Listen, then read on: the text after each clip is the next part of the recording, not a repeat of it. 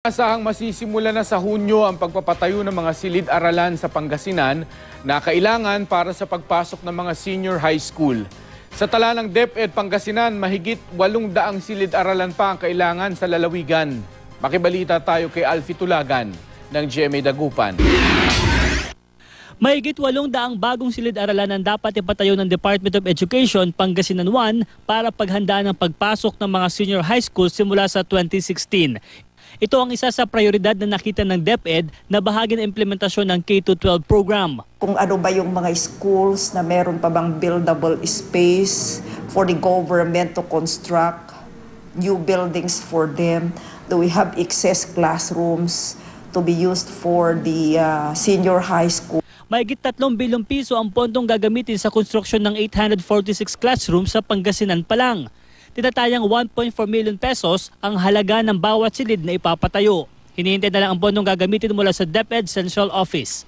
School has no longer buildable space. Pwede naman silang mag-request doon sa elementary school pag-adjacent at meron na ring mga school heads from the elementary na nagsabi na okay sapagkat yun naman talagang ang kailangan. Iisa naman ang DepEd, both elementary and secondary. Natukoy na ng Binmali School of Fisheries ang lugar kung saan ipapatayo ang 6 silid-aralang kailangan para sa mga senior high school. Magpapatayo sila ng bali 6 classroom, disjun. Kailangan nakalagay sila sa conducive classroom para matuto silang mabuti. Inaasahang sisimulan ang proyekto sa Hunyo para magamit na sa susunod na taon. Sa bayan naman ng Mangaldan, may enrollment schedule na ang Mangaldan National High School na ipapatupad sa kada grade level para maiwasan ang aberya sa dagsa ng enrollees ngayong papalapit na ang pasukan. Hawak ng paaralan ng pinakamalaking populasyon ng mga estudyante sa Region 1. We schedule this one para hindi masyadong crowded yung mga nagpapa-enroll.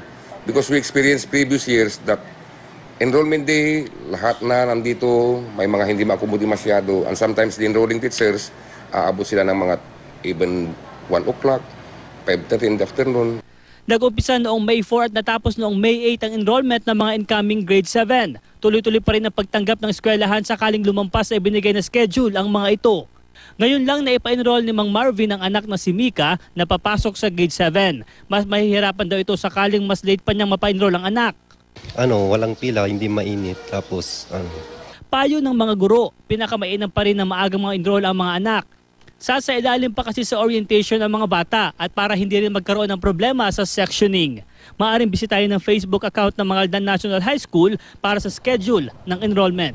Unlike kapag late na sila, pag start na ng klase kasi, kung saan na yung available, doon na lang sila ilalagay. Yung tapos sa orientation, medyo marami nang tatanungin sa kanila, bakit sila late, at may mga problema ba?